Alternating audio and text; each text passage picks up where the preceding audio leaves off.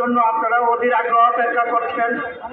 জনাব এক এম কামরুজ্জামান মামুন ভাইকে স্বাগত বক্তব্য রাখার জন্য আমি বিনীতভাবে অনুরোধ জানাচ্ছি। জিয়ার সৈনিক